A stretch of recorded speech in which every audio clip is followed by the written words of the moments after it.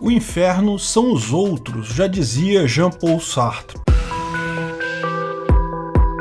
Esse é o Visão Libertária, sua fonte de informações descentralizadas e distribuídas. E, particularmente, o inferno são as outras pessoas que vivem próximas a nós. Brigas entre vizinhos têm inúmeras motivações e os desfechos mais variados. Eu tenho a sorte de viver hoje em um local relativamente tranquilo, mas ainda assim, mais cedo esse ano, tive que enfrentar uma obra num vizinho que quase me impediu de produzir vídeos por várias semanas. Eu tinha que acordar às 5 da manhã para gravar tudo antes das 8. Outros vizinhos ficaram ainda mais chateados com essa obra. Existe claramente um dilema aqui. Afinal, a propriedade do vizinho pertence a ele, certo? Ele pode fazer o que ele quiser. Mas então, como ficam as pessoas que precisam trabalhar em casa durante uma pandemia, por exemplo, com barulho absurdo? Quando eu trabalhei como conciliador no Tribunal de Justiça aqui do Rio de Janeiro, os casos mais complicados de compor uma solução eram sempre questões de divórcio e briga de vizinhos. Veja, divórcio tipicamente é um problema de direito civil. Eu trabalhava com conciliação criminal. Quando o casal está se separando ou já se separou e começa acusações criminais um contra o outro, tipicamente é difícil ver uma saída. Mas o divórcio tem uma solução que sempre acaba prevalecendo: o tempo. Demora, mas resolve. Os filhos crescem, os envolvidos encontram novos pares românticos, tende a melhorar com o tempo. Vizinho, não. Problema de vizinho só piora com o tempo. Só melhora se um desistisse e mudar. Haviam vários processos cruzados de fulano processando Beltrano e Beltrano processando fulano e o condomínio processando os dois e Cicrano processando o condomínio e Beltrano, enfim, uma infinidade de processos que só acabavam quando as pessoas percebiam que não havia alternativa que não fosse compor alguma coisa. A justiça não tem muito o que fazer na maior parte dos casos. Mas o mais engraçado disso é que é algo que transcende a riqueza. Desde vizinhos de favelas até vizinhos de condomínios de luxo têm suas brigas. Se existe uma coisa na sociedade humana que é totalmente independente da riqueza, é briga com o vizinho. Vamos ver um caso extremado de até onde vizinhos conseguem chegar com suas brigas, vendo um exemplo lá do andar de cima. Uma disputa de vizinhos no bairro mais caro de toda a Inglaterra, um dos lugares mais caros do mundo inteiro,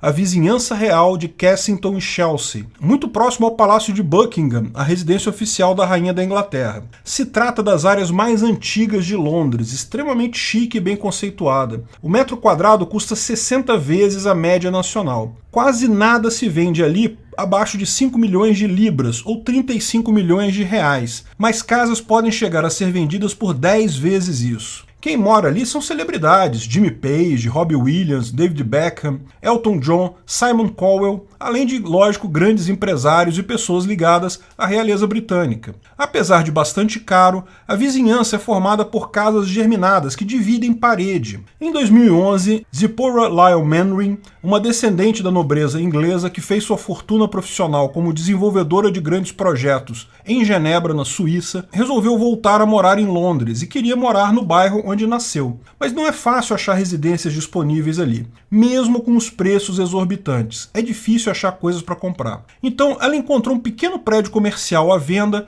e ofereceu 30 milhões de reais pagamento à vista, mais do que era pedido pelo proprietário, que era em torno de 20 milhões. O valor era mais baixo porque era um endereço comercial, portanto, em tese, ela não poderia morar ali. Nessa vizinhança, os prédios comerciais são desvalorizados porque a maior busca é por residências. Além disso, o prédio era muito antigo, estava abandonado. Mas isso não era problema para Zipporah. Ela pretendia demolir tudo e converter a área para uso residencial e construir uma nova casa do zero, com 3 andares acima do solo, que é o máximo permitido na região, e mais 2 andares no subsolo, que incluiriam uma academia, um cinema e uma piscina de 20 metros. Desnecessário dizer que a obra levaria vários meses, talvez mais de ano, nos quais os vizinhos ao lado viveriam um inferno na terra. Barulho, escavações, vibrações, poeira de obra, tudo isso a um tijolo de distância. Se qualquer furadeira elétrica já incomoda, imagina alguém abrindo um buraco de 16 metros do lado da sua casa. Entre os vizinhos de Zipporah estava o empresário multimilionário sul-africano Niall Carroll, que resolveu impedir a obra judicialmente. Ele até se ofereceu para recomprar a propriedade dela pelo valor integral pago por ela, de forma que ela poderia ir comprar em outro lugar, mas ela queria a propriedade ali.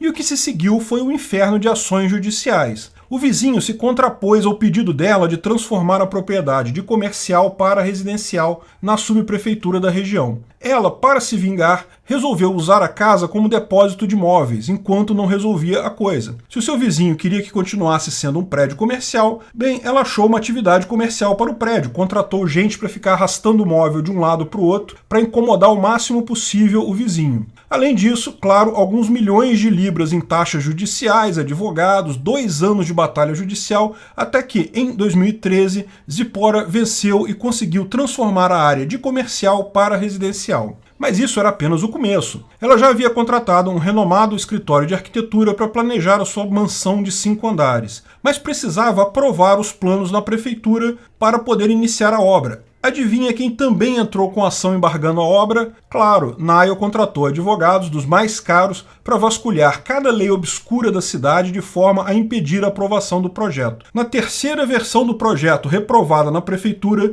Zipporah decidiu judicializar a coisa. Ao mesmo tempo, para desvalorizar a propriedade do vizinho, ela pintou a casa de branco com listras vermelhas, transformando o local imediatamente em um ponto turístico de Londres. O que era uma vizinhança sossegada e pacata passou a ser incomodada por um monte de gente que ia lá para ver a casa listrada de Kensington. Isso, além da aparência terrível, desvalorizou a vizinhança e deixou um monte de vizinhos chateados com ela. Nesse ponto, lógico, a televisão e os jornais começaram a comentar o caso, gerando novamente um monte de publicidade para pessoas que queriam, mais do que tudo, privacidade. Mas se é guerra entre vizinhos, você sabe, é guerra, né? Como você pode imaginar, mais alguns milhões de libras em custas judiciais, até processo criminal ela levou dos vizinhos, precisando se defender em várias instâncias. O caso chegou aos tribunais superiores britânicos. Acho que a principal diferença de briga de vizinho pobre para briga de vizinho rico é que os pobres acabam desistindo da briga mais cedo, porque percebem que não vai dar em nada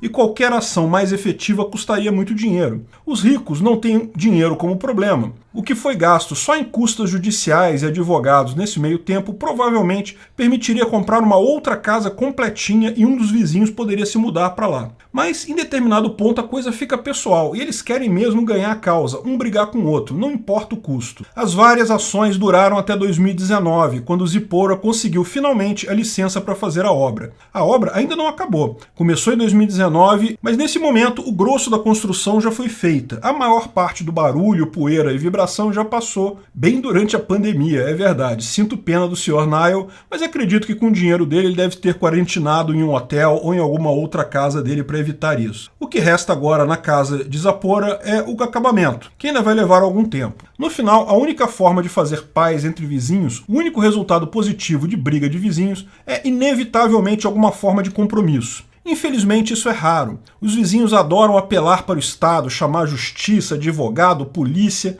Infelizmente, raramente isso traz algum benefício real, porque a verdade é que toda vizinhança tem externalidades. Todos nós incomodamos em algum momento quem está do nosso lado. A única saída para isso é a libertária. Primeiro, reconhecer que vizinhos têm o direito de fazer o que eles quiserem na propriedade privada deles, porém, devem indenizar externalidades negativas devidamente comprovadas. Barulhos, riscos excessivos, vibrações, poeira, tudo isso é externalidade. Se você quer entender melhor o que é externalidade, veja o vídeo O que são externalidades no canal Ancapsu Classic. A melhor estratégia é sempre relevar pequenas externalidades, porque essas são inevitáveis. Veja, se proibir qualquer externalidade, a sociedade acaba, porque qualquer coisa que você faça pode gerar uma externalidade. Externalidades muito graves devem ser propostas uma negociação e indenização. Tente chegar num acordo com seu vizinho, vale mais a pena do que briga direta. Se a coisa desandar, leve seu vizinho a um tribunal arbitral privado, chame um árbitro, alguém neutro, para tentar dar uma posição do meio do caminho.